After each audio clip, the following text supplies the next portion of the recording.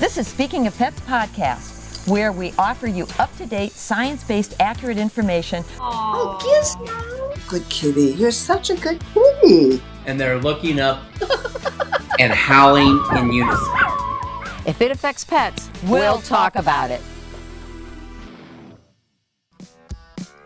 The Speaking of Pets podcast is sponsored by Blue Buffalo Veterinary Diets. Love them like family, feed them like family. Hi everyone, welcome to Speaking of Pets. I'm Dr. Alice Novotny-Jerome, a board-certified dermatologist, and... I'm Janet Novotny-King, the doctor's sister. I am not medically trained in anything except CPR for humans. So we're here to provide you with some really great science-based information so you can be a better pet owner, and so that I stop calling my sister the doctor at 2 a.m. panicking. Al, who do we have today? Well, did you ever wonder when you go to the doctor and they take a little skin tag off or a mass or you're in surgery and they do a biopsy, where does that go? And who does that? Yeah, your doctor doesn't have anything to do with it. Nope. They just cut it out, send it in, and so we're going to talk today to Dr. Karen Trainor, who is a veterinary pathologist. Cool. Pathologists are the people that tell you whether you've got something benign or cancerous. Oh, wow. And so they actually know before you do and before your doctor does. They are first to know. So we want a pathologist that knows their stuff. And what would Daddy say, Janet? Smart cookie. Anyway, Dr. Trainor is a graduate of Cornell Vet School. Yay, love Cornell.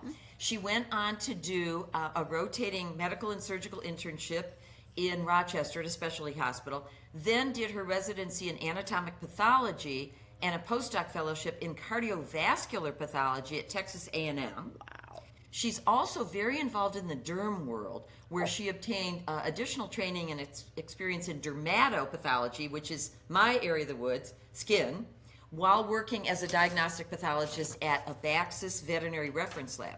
So Karen Trainor is the go-to person when something is removed from your dog, either surgically or in their skin, which is also a minor surgery. She is the person that determines whether those cells are cancerous or not. And I got to tell you, there's a lot riding on that, because you want to know if there's one cancerous cell there. You need the eye of someone like her to tell you that. And Janet, think about autopsies. Where do they send that tissue? Mm-hmm. You know what I'm saying? Like, I mean, it's like really cool, because pathologists are the first to know what's wrong with us. Think before about the patient, right, Dr. Trainor? That is correct. That is why I chose this specialty, because it's the end of the line, and the buck stops with us, and we are the ones that arrive at the definitive diagnosis as much as possible. So that's welcome to the show. We're so happy to have you and to help inform our pet lovers, because we've got lots of questions. So let's start with, what is pathology? Yeah, because most pet owners, you know, when I was at the resale shop this morning, I have to tell you, Karen, we have a really good one here on Sandville. Well, you didn't tell me what you got still. I just got a book about Thomas Edison being in Fort Myers. But anyway, he's an Ohio native. Yes. What we were doing on Ohio. the podcast today. And I said, we have a veterinary pathologist. And they just kind of, and I've said, do you know what a pathologist is? And most people don't know. That's why we're asking you, please tell us what a pathologist is and does. Yes, so I'd be happy to. So pathology is basically the study of anything that is abnormal in the body. So in order to know that, we have to know normal anatomy and normal physiology extremely well. And we are all trained as veterinarians first and foremost. Wow. We all go to veterinary school. Some of us go into clinical practice or into internships, but then we go into a residency for training. But we study, we do perform autopsies. There's anatomic pathologists, and there are clinical pathologists in veterinary medicine. And so we do perform, like you see on television shows, they perform autopsies, and we perform forensic pathology is a specialty in veterinary pathology as well that's growing. So we do act as detectives, and we take all the pieces of the puzzle and put it all together. So having a good working relationship with clinicians is really important, having good clinical history, having photographs, all of that is very helpful, but we do work to arrive at definitive diagnoses for the clinicians, and we are sort of a secondary specialty. We don't work directly with pet owners and clients. We're in the background, sort of like radiologists, so we're not seen on the front lines. But I see myself as my job is to set up the clinician to do the best job that they can for the patient and for the pet owner. Wow. And you know, Janet, one of the things that I'm so amazed about is, say you had a biopsy done on you or on your dog, and Dr. Trainor has to find out, well, is that a fungal infection? They have to look hard for all these little microscopic infectious organisms. Sometimes there's only like one per field. I mean, it is so exact. It's amazing. So when you get that slide, let's say it's a biopsy of a tumor. When you get that slide, can you just tell there's bad cells right away? It really depends. We have a saying in pathology, we call it a 2x diagnosis, because on my microscope here, I told you there'd be a microscope. Oh, there's yeah. a microscope. Cool. We have different objectives. So they start at low power, which is 2x magnification. It goes all the way up to 100x magnification, which we have to use oil for. So sometimes you can get a diagnosis, even just looking at the slides on the tray. They come on a cardboard tray, and if I see something that's very blue, either a cytology or a histopath, I usually know lymphomas at the top of my list. Wow. So sometimes I can tell just by looking either at clinical photographs, because I see something so often, or I see them on cytology or at low magnification. But I do often, like Alice said, sometimes we have to really hunt and look at very high power magnification and look for that one little organism or that one little mite or that one little bit of infection or ringworm. So it can be very in-depth and involved. So we don't always know right away. Sometimes we have to phone a friend or we have to do different tests. So there's a lot that goes into it. Pathology is definitely a team sport. What's your typical day like? That is a great question. My day is a little different. Most pathologists work in reference labs or at toxicology labs. There's all different branches. So some also work in universities. So there's a lot of different variation. But I founded my own practice, and I incorporate diagnostic pathology, and I specialize in derm paths. So I read a lot of biopsies. That's what most of my day is at the microscope here. I've named her Ruth because she's my constant companion. I think it should be Nancy Drew. Oh, I love that. That's right? Because you're, mystery solver. And so I read a lot of biopsies, but then I also have meetings because I do a lot of teaching. Like right before this podcast, I was teaching a resident. I do private tutoring and tutoring in small groups to dermatology residents all over the country. And so I teach them about derm path and help them study for their board exams. Wow. And then I also do research. So I collaborate with researchers around the country and around the world, and we share cases and data, and we put it all together and try and publish. So no 2 days really look the same. So I like to have a lot of different things going on. So I wanted sort of academia without sort of the bureaucracy. So I created my own job. It didn't exist, so I made it. So what are some of the most common conditions that you see in veterinary pathology? Oh, that's an excellent question. That's a great I don't question. know the answer. Yeah, no, I know. In surgical biopsies, when I worked in a reference lab setting, I would see a lot of lipomas, which are fatty tumors, which you see very commonly in older dogs. A lot of skin tags, which are totally benign. A lot of mast cell tumors, which are unique to dogs. Cats can get them too.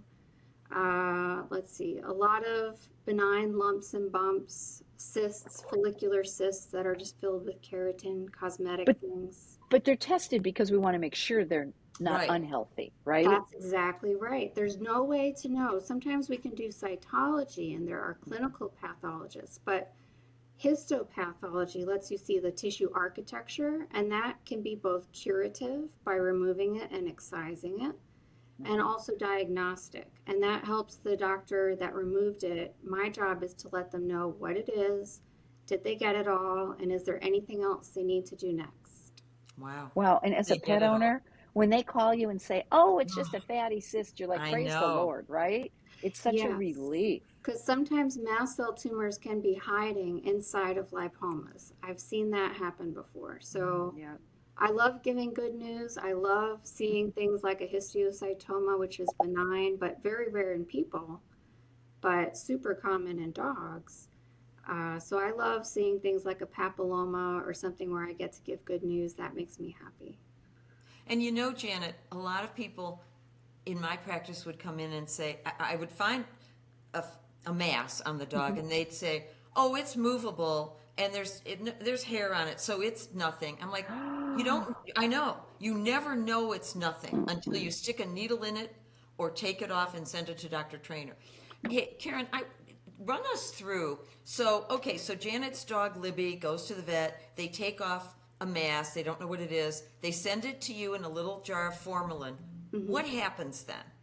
Great What do you do question. with it? So I work with a human pathology lab that processes my samples. And what Okay. happens at either that lab or any lab you send it to, there are amazing teams of people that work on the samples. And the first step is called grossing. So that means where they take the tissue out of the jar and they examine it, they measure it, they may apply ink to it so that they can tell where the edges are, and then they measure it and they describe it, and then they cut it into smaller pieces so that they can fit onto a slide. So Mm-hmm. this is what a slide looks like, Mm-hmm. Okay, and right. there's tissue on it, and they'll cut it up into little pieces, and I'll get to examine it, and then that helps me to assess what cell types are present, if it's just an infectious, like an abscess or something like that, and then I can determine the margins. Okay, So, question from a yes, pet owner, and Mhm. even me, because I know I've had moles relieved. I'm always like, go big, get the big margins. Why do we want the big margins? Because you get Good a lot of question. cells. yes, it gives us more tissue to work with, and then it gives us a bigger sense of security that everything is removed and that it won't come back. The wider the margins, usually the better. And we say Oh, go big or go home. yeah. Mhm.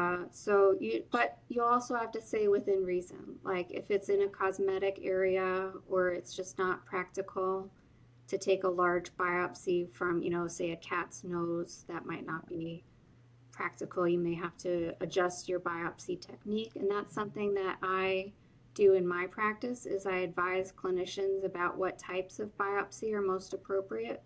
Hmm. So that's another reason for veterinarians to have a good working relationship with their pathologist. It's not just after the sample is removed, but even before the sample is removed. One of the services I offer is I have my clients send me clinical photographs of the patient, and then I shop the areas, and I say, this is going to be the highest diagnostic yield. Aim Oh, for this cool. area, use this technique, and I mark it up for them and send it back to them. So having that working relationship is something that maybe the pet owner doesn't see behind the scenes, but working a Wow. lot with specialists or with general practitioners that really value a good working relationship with their pathologist can really go a long way to getting the best answer. Wow. Hey, did you know that Blue Buffalo makes prescription diets that are formulated by animal nutritionists and veterinarians? And they're used for dietary needs such as kidney support, gastrointestinal support, weight management, and our favorite, allergy and skin problems. They make a food allergic diet that's an alligator based called NP or a hydrolyzed salmon based for dogs and cats called HF. So please ask your veterinarian about Blue Buffalo prescription diets.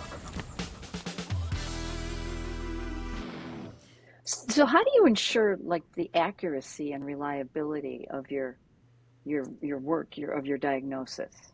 That's such a great question. So part of it I is am just full of great questions, you Karen. I've really got Let's just, are. some. You've done your homework. I'm totally well, you impressed. know what I It's think is that I'm not AI. no, I'm not a doctor, and I think I need to have things No, I explained, get it. you know? All you pet owners out there. So you were asking about the accuracy, how we, Yeah, like how do I know as a dog owner that, I get this report back, and how do I know that that's accurate? Or like, do people ever request a second opinion? Oh, that's yes, a good one both too. are great questions. For accuracy, you want to make sure, pet owners can ask for a copy of the biopsy report, Hmm. Okay. and you want to make sure that there are extra letters after the pathologist's name. For some time, not everyone that was practicing in pathology was board certified. Some labs will Ooh, hire people that have been through residency but haven't passed boards yet. ooh, So having someone that has additional letters after their name, the DACVP, Diplomat of American College of Veterinary wow. Pathology, or ECVP, or having some advanced training in pathology, either a master's or a PhD, Hmm. would lend some credibility. Also, the confidence of their language. Sometimes they will say, in the diagnosis, they'll give a specific diagnosis like lipoma, or sometimes they'll use the terminology suspect round cell tumor, which is very vague, and the pathologist may need to do additional testing like immunohistochemistry staining, or they may need to send it for a second opinion to someone in a different specialty.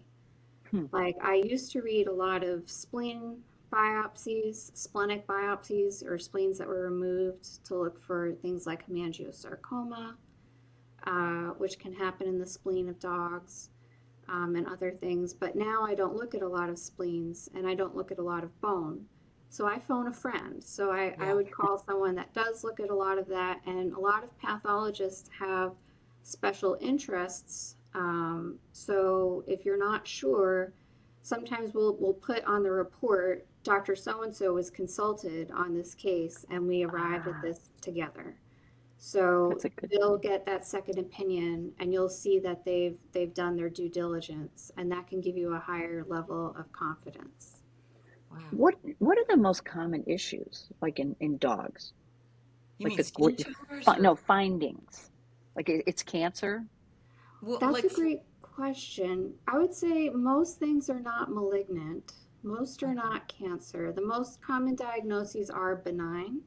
Oh, that's right. We talked about that because we're just Um, being careful. Yeah. yeah. But you Wow. never know. In derm path, I often see that there's multiple patterns going on. So dogs will have, say, allergic dermatitis and sebaceous adenitis, Oh. where they have loss of their sebaceous glands, which help secrete oil. And that's something that I see in a lot of doodles. Hmm. In particular, they'll Interesting. have two different diseases going on at the same time. That Wow. was my area of research, by the way, sebaceous adenitis. Oh, And it was okay. so lovely to work with a wonderful breed like a standard poodle. Let me tell you. Yes. What is And they've sebaceous done incredible work. adenosis? Oh, I'm sorry, Janet, you were saying? What is sebaceous adenosis? Whatever. I'll let you take that one. Adenoids. Adenoids, it sounds like to me. Sebaceous adenitis is a condition in the skin. It was most well known in standard poodles, but now I'm seeing it more in poodle crossbreeds.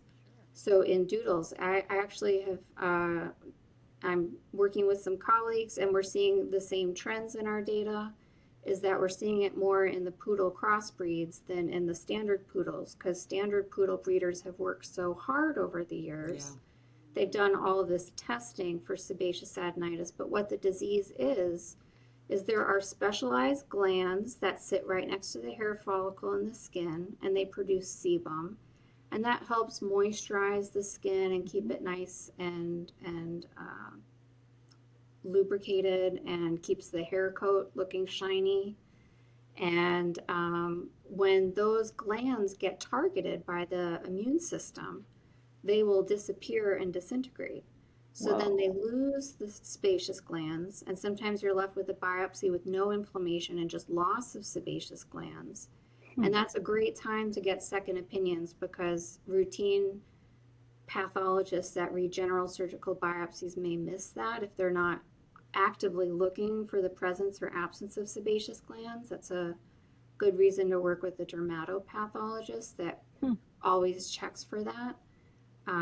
But even we can miss that. Everyone can have a bad day. It's just a condition where the body targets the sebaceous glands and then destroys them, and then it makes their coat very brittle and their skin dry and flaky, and there's some other telltale signs. Are there any? Go ahead. Oh, I was going to say, I remember early in practice, Karen, before we had a lot of dermatopathologists, I would get some biopsies read by human hospitals. Would you comment on that on pets? And it bothered me because I thought, I get it, comparative pathology, but I don't know that I felt comfortable with a human pathologist reading animal tissue because they're not up to date on all that kind of thing. That's correct. And there's so many diseases in veterinary medicine that human pathologists don't see. Like they hardly ever see mast cell tumors, and they're probably not reading the veterinary pathology literature about grading systems. So that's very interesting. There is a field, though, called translational pathology. So that's where human pathologists and veterinary pathologists work hand in hand, but those are usually for clinical trials. I did some work in that when we were studying like left ventricular assist devices. They would study them in animals first in preclinical trials before they were implanted into humans during clinical trials. And then they were removed from people that would maybe get a heart transplant, which is the gold standard. And then they would take out that diseased heart tissue and the device, and they would send the device back to us. And even though we were veterinary pathologists, we would analyze the device and the cardiac tissue because we had done such in-depth work on the animal studies that we knew the devices better than the human pathologists. So we were able to study the cardiac tissue and the devices. So I did that for several years. But it was hand in hand with human, like medical doctors, cardiologists, MD pathologists. It was a team effort, not just off on our own. Right. Because, like you said, veterinary and human pathology are different. There's a lot of overlap. But it does make sense for veterinary pathologists to stay in their lane and human MD pathologists to stay in theirs. But I have learned a lot from reading human pathology textbooks, and I've just discovered, it's a little much to say I've discovered, but I've noticed a condition that many veterinarians and dermatologists have noticed in the ear of dogs. Okay. And it's on the inner aspect of the ear where the pinna folds over, and it causes this little nodule, and it's this little ulcer, and it's called chondrodermatitis nodularis helicus, and it's got this big fancy name in human pathology. Yes. And I saw it in MD Derm Path group on Facebook, and I was like, I just had that in a lesion in a dog the month before, but I didn't know what to call it. And it's not published anywhere in veterinary medicine. So I learned that from the human side. And so now we're starting a study with Veterinary Information Network, and we're launching a survey to specialists and general practitioners. And now we're going to study this to see if maybe animals can be a human model of this disease in people. Wow. Because apparently it's not uncommon. So I remember seeing it when I was on human derm rounds. When I did a fellowship at Metro. I remember seeing that. And the thing I remember was in people, it's painful. Yes, it's exquisitely ear painful. cartilage can be very, very painful when there's pathology of it in people. Yeah. Are there any areas that you think should, like certain diseases or conditions that are under-researched? Oh. I think that's an excellent question. I think there are. I went from good to excellent. I'm just saying. I think there absolutely is a need for more research in veterinary pathology. I mean, there are a lot of researchers, and a lot of pathologists actually have PhDs as well and run research labs and work at universities and study animal models of human disease. But there is a lot that needs to be done. Part of my residency project when I was training to be a pathologist was studying leishmania in cats. And that is a zoonotic disease. And that means a zoonotic disease is a disease that can be transferred to humans or animals to humans.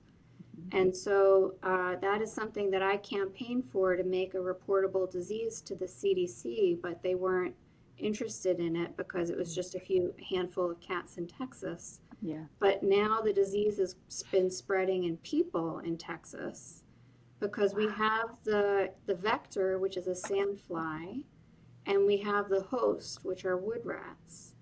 And so now more and more people are developing this lesion in Texas, and it's been picked up by NPR, and it is reportable to the CDC in humans. And now I think in 2024, they made it a reportable disease in cats as well. Good. Wow. So it is reportable at the state level in Texas, and I think at the national level as well. So that is something that I was glad to hear, because I kept trying to push for it because I thought it was maybe under-recognized or that it was growing. And I was able to track just the few cases that I had where it started in Uvalde County in Texas, right at the border with Mexico. And then over 8 years, we watched it, over several years, you could watch it spread north towards the border with Oklahoma. That's kind of cool. Well, like to have the those spread stats. of Lyme from the Northeast, how it's going west. Wow. It's everywhere. Do you think, is dermatopathology the most changing of all the specialties, or no? That's an interesting question. I think it might be, because there so many biopsies. Like, the skin is the largest organ in the body, and so that's what gets biopsied the most. But there are so many parallels between what happens in human disease and animal disease and with atopic dermatitis. Yeah. I think it's just moving at a remarkably fast rate, and we're just learning so much.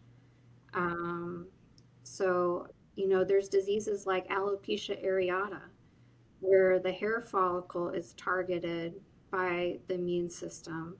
And there's a resident that I'm working with, and she's doing a fabulous job. She's written a manuscript. She's going to be presenting at an upcoming veterinary conference, but she's studying the similarities and differences between this disease in animals and this disease in humans. And so they're going to be doing some additional molecular research or mRNA research to see if there's any similarities between what they're discovering for treatment in humans versus people, and if we can apply different medications differently. Okay, can you tell, I want to know, can you tell us about a super cool case that you had to go Nancy Drew on? Wildlife or exotics, and figure it out. Yeah, something that no one would ever one that imagine. you're just like, oh my God, I can't stand it. Look at this slide.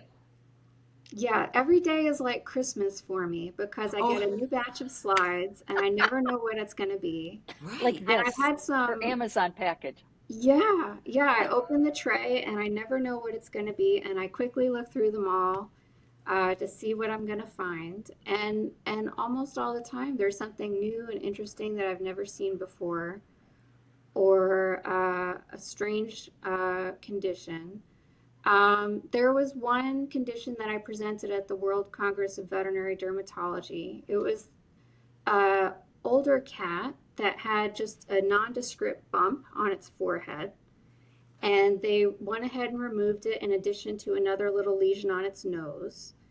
And the lesion on its nose turned out to be a little papilloma, which is like a little wart, which is no big deal. Not super common to see in cats. But so that was benign and removed. But the lesion on the forehead, I'd never seen anything like it before. Except I started thinking back to my residency. I started thinking about, gosh, there's all these little bodies of mineral in it. And I was like, why is there mineral in the skin? There's very few reasons for there to be mineral in the skin. And I was like, if this were from the brain, I would think it's a meningioma. But this is in the skin. And it turned out to be an extracutaneous meningioma. And I did the immunohistochemistry stains, and I sent Slow it to my down. What did all mentor. that mean? So it's a brain Industrial tumor, melanoma is what I basically, that can form in the skin. Brain tumor that went to the skin. Oh my Yeah, gosh. so it can be like a Wow. developmental defect where it just some of the brain tissue gets stuck in the skin during development. It had never bothered this cat, wasn't So causing no any symptoms problems. at all. No symptoms at all. I presented it at the Congress, and I Hmm. sent it to my mentor who wrote this book, Dr. Thumley Gross.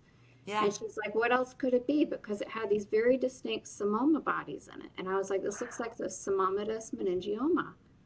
And how wild, I felt like a crazy person for writing it in my report. But I did ask for a second opinion, and she's like, what else could it be? And so then we did some more testing and digging, and I did all these stains to make sure it wasn't anything else. And I just got the immunohistochemistry staining back from a colleague at Cornell, who confirmed it is a meningioma. And then right after my talk, during the break, another pathologist, another dermatopathologist came up to me. She's like, I have a mass from the forehead of a cat that looks the same. I didn't know what it was, but I think it's what you just described. So now we're putting our cases together. And then another colleague at her lab had a similar case. So now we have 3.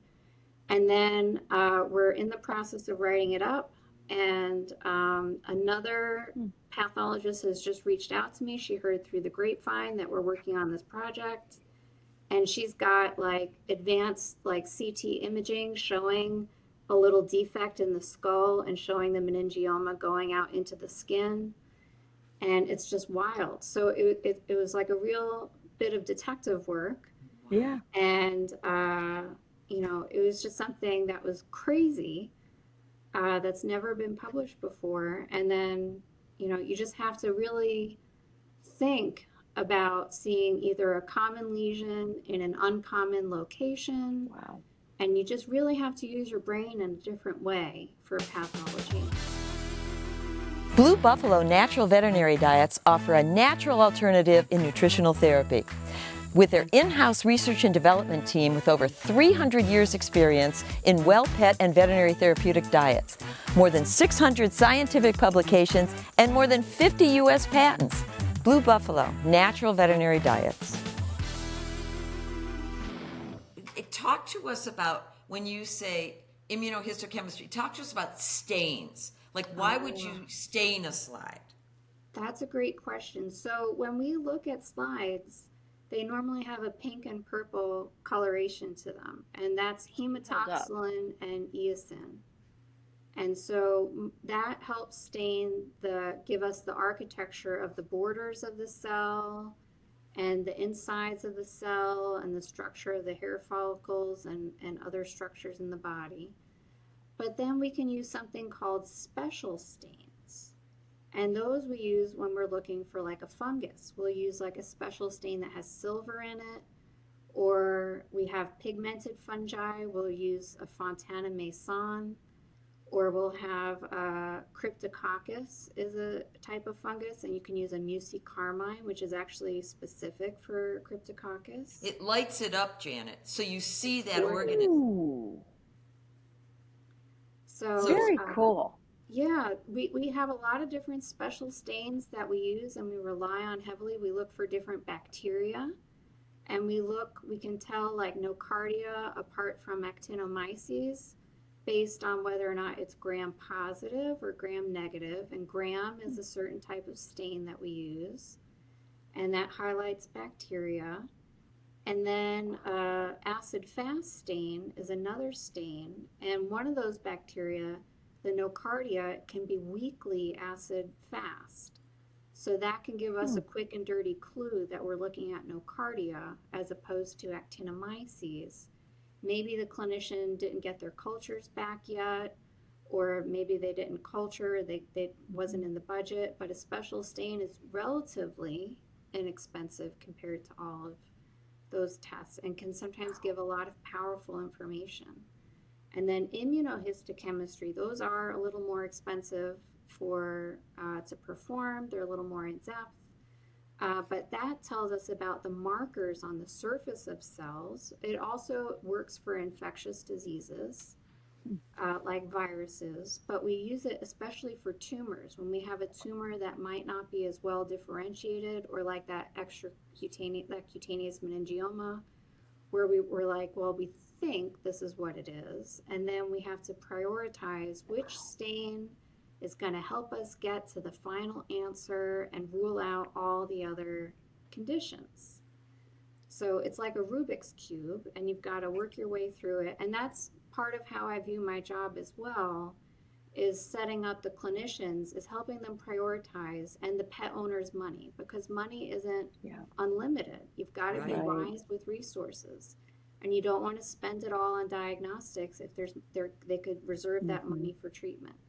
So part of my job, as I view it, because I did a clinical internship before I did my residency, so I've had a lot of those tough conversations with pet owners about money and where do we spend our resources and which diagnostics do we prioritize and which are necessary and which aren't. And I put together treatment plans from the Kia to the Cadillac, you know, and tried to present ranges of options that were appropriate and that would help get them where they need to go. But I still apply that mindset with pathology, and I rank the special stains in order of likelihood that I think it's going to give us a definitive diagnosis. And I say, if you can only start with one, choose this one. But if money is no object or it's in the budget, then do a couple of extra. And sometimes I subsidize the cost, because for research purposes, like it's going to be, it's going to help other animals and other pet owners and other veterinarians and specialists. So I subsidize a lot of tests myself through my business. It's the mystery. It's the mystery of the slide in the microscope. Yeah. Well, and also, Janet, think about it. She not only does dogs, cats, horses, pigs, hamsters, turtles. I mean, you snakes, know all the different species. Hedgehogs. Yes. Yeah. Now, isn't it true, Karen, that hamsters get a lot of tumors, correct? They can. They certainly can. They can get some hair follicle tumors. They can get some other types of tumors, but mostly I've seen hair follicle tumors from hamsters, but I don't get a whole lot of hamster biopsy. So, Karen, what do you have pets? Do you have your own pets? I have a cat. Is he available? He is not, because he's very disruptive. Oh, like what does he do? In front of the camera and the microscope. We like that though. And a little butt show. Yeah, we love that. Yeah. So I thought I would spare you. So he is secluded in another room. Oh, what is his name? I do have a cat, and Newton. His name's Newton. His name I is didn't hear Newton. that. Yes. Yeah. He's probably my husband's cat, but before that, I had a cat named Toby, who is the love of my life. Oh. And taught me a lot about veterinary medicine. So he had so much going on with him. He had calicivirus. He had herpes virus as a kitten. He had fleas. He had worms. So I learned a lot about caring for all of these conditions from him. Was he a stray as a kitten when you got him? He was a stray, yes. Oh, poor thing. I had a diabetic cat for 5 or 6 years. You did, and I give her credit because she did a good job with that cat. The whole family, Karen. I took everybody into the vet office to be trained because I didn't want to be the one who always twice a day, right? Yeah. So our sons are. So we would. Did you shoot the cat today? You know that's. It was a good cat though. It was. She was an easy cat. The two we have now are interesting. The male literally does this to me. Like will not. Yeah, they don't like her.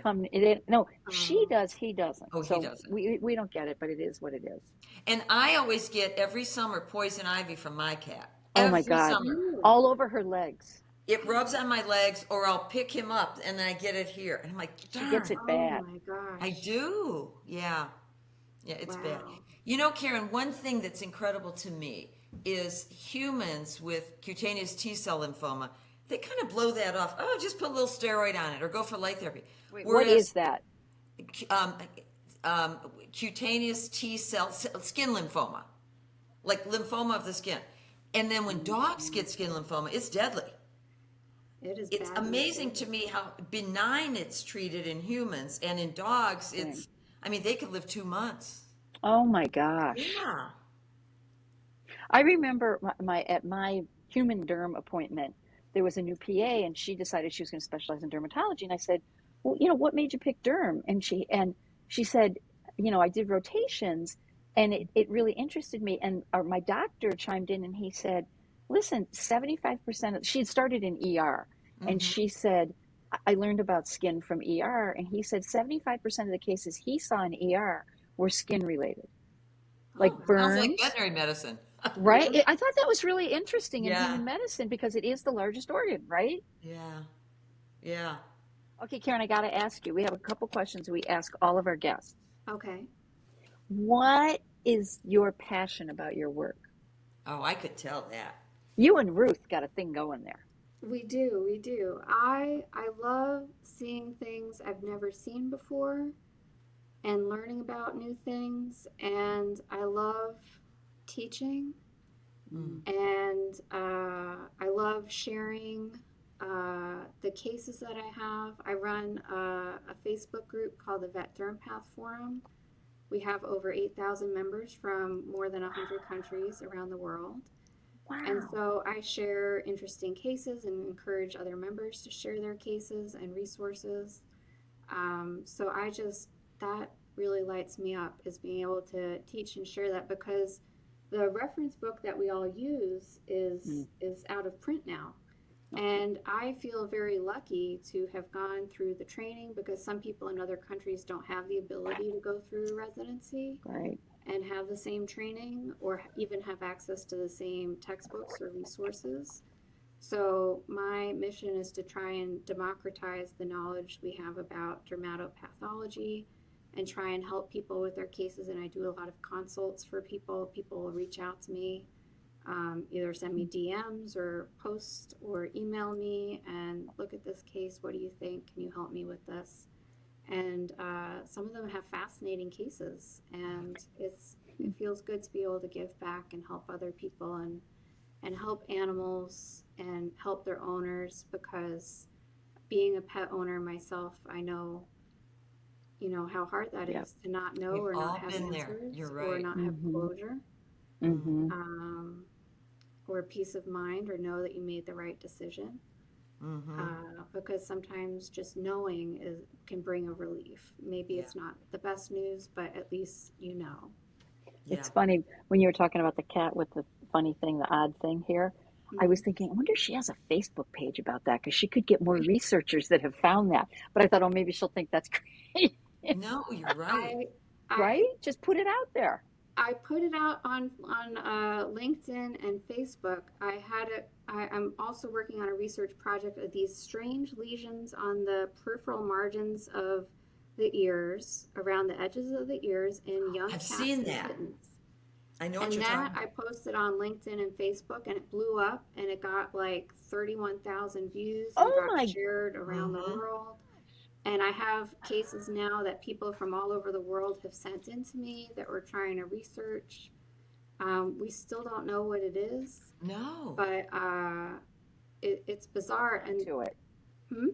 But you're onto it. You don't know what it is, but you're onto it. So that's cool. I've just made it my mission. I'm going to get to the bottom of it. Unfortunately, some of the people I've been working with have retired and are like passing the baton, and they're like, back to you, Karen. And I'm like, okay. But I'm going to try and reach out to like either human folks or like reach out to other mentors and see if we can't discover more, because we've ruled out a lot of infectious diseases, but I think it's something else going on, but I just need a way to prove it. It's actually, it looks horrible and it looks painful. Yeah. Oh, on the ears? Yeah. It's like nodules all along the edge. Oh. Yeah, one of the kittens, we have 2 sets of siblings that are affected. So I think there's a genetic component to it. And one of each pair of siblings passed away one of them had a necropsy or autopsy performed, and the lesions had actually spread all throughout her body. So she wasn't even a year old, and it spread all throughout the lungs and the liver, and every my organ was God. affected. And so we want to get ahead of this and let people know, it's best to just remove the ears. It's, maybe not the most cosmetic outcome, but it's the safest thing. Because right now, the only unifying feature is that there's no response to treatment. We've Right. documented so many different medications, and it's not responding to anything. Wow. Steroids or antibiotics or antivirals or things like that. So That's we're just scary. really stumped. That's Yeah. really scary. Yeah. Yeah.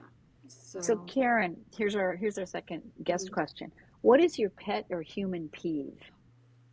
my pet peeve, Pet or human peeve? Like pet what or just gets you human going peeve? in a bad way?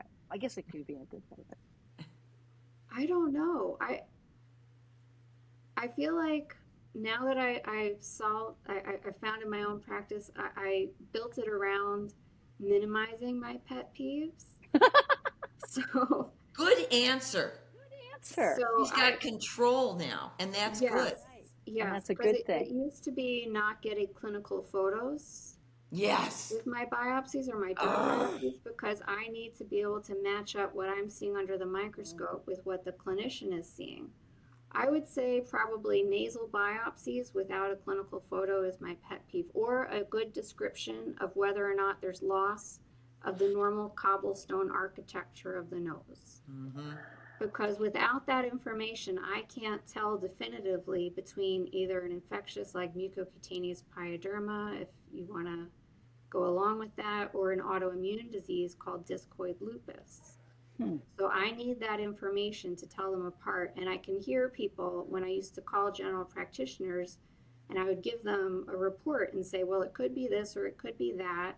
And then when they would call for more information, I could hear them smack their forehead when I said, was there loss of the normal cobblestone architecture? And they're like, yes, there was. Why didn't I tell you that? Yeah. So now I've trained my clients. My clients are excellent about that, and I work with a lot of specialists and residents, so they're very good at that. But the general practitioners do a fabulous job, and they know to include that. So I feel like I've turned my pet peeves into like my mission to like spread information, so I You've can. trained them. I'm training them, so I'm working on that. But yeah, that would probably be a big pet peeve is not having that critical information, because otherwise I'm limited and I'm hamstrung. Janet, I need to add on to her pet peeve. Yeah. Because as a dermatologist, when I would get a referral from a general practitioner and they would send me the biopsy results, I could see they didn't give Dr. Trainor or the pathologist any information. They would say, bump on the face of a 5-year-old Westie. That's it. Oh. Didn't say anything how long it's been there. Does the dog have any other? You're not a miracle worker. Give me some background info, please. Yeah. Yeah. Describe it. I don't know Like, how. is it like, was I don't it know how bloody? you do, Dr. Was it? Trainor, when they don't give you any background info?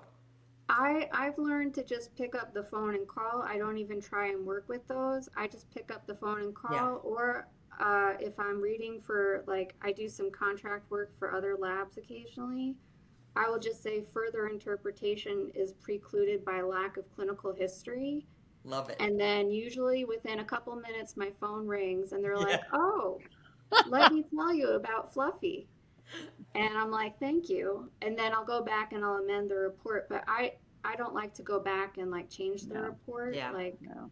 so now I just pick up the phone and call, and then I tell them, and it's usually a breakdown in communication, like either a new staff member or. Oh, true. But there is some myth that I guess is another pet peeve, that you shouldn't give history to the pathologist because you might bias them. And that, I feel like nothing could be further Who from made the truth. that up? I don't know, but a lot of people have been trained in that. And that drives me nuts because to me, what I do is a microscopic physical exam. And no physical exam is complete without clinical history. Yeah. And so I need that context to know what I'm looking at to see if it connects to anything else going on in the body. or how it all ties together, because that's how I feel like I can best serve everyone. Yep. So Wow, thank you. This has been really it's fascinating. It is Well, like it is, solving a Janet. mystery. I mean, I would have loved to have gone in pathology. I just think it is so cool. I mean, as far as, she's right. You're a detective. You really Mm-hmm. are. Wow, thank you so much. This has been a delight, and I'm impressed with your Facebook followers. That's so I know. cool. That is so cool. That's so cool. thank you. By the way, I just looked at your case that was on LinkedIn this morning, by the way. The equine Oh. sarcoid. Yes, Yep. that just came in. That was the last I one. got the sarc part of it because of the wispy, in the Yeah, the dermis. picket So fence orientation, and yeah, it was cool. Janet, I got to tell you, it's like another world in that dermis or in the epidermis, if you want. It really is. It's like a mysterious world. It's like undersea. Thanks a million, Karen.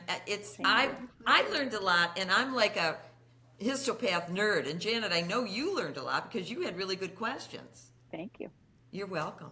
Well, this is Alice Novotny-Jeroman, a board-certified veterinary dermatologist, saying goodbye for now, and This is Janet Novotny King. We're both Cleveland, Ohio natives, by the way. Go Buckeyes. Saying thanks for listening. We appreciate you. Don't forget to email us your questions, like us, give us the thumbs up. We're happy to be a part of your pet journey. Thanks for listening. thanks, everyone. Bye. Bye-bye. Thanks for tuning in today. We hope you learned some valuable information about making decisions about your pet's health. And don't forget to follow us on social media and subscribe on podcasts, because we love to have those likes. Thanks so much for listening. That's actually really good. You could both go bye-bye. Bye-bye. Yeah. How about woof woof? This episode of Speaking of Pets podcast was sponsored by Blue Buffalo Veterinary Diets. Love them like family, feed them like family. Follow us on social at Speaking of Pets and listen wherever you get your podcasts. The Speaking of Pets podcast is an SLA video production.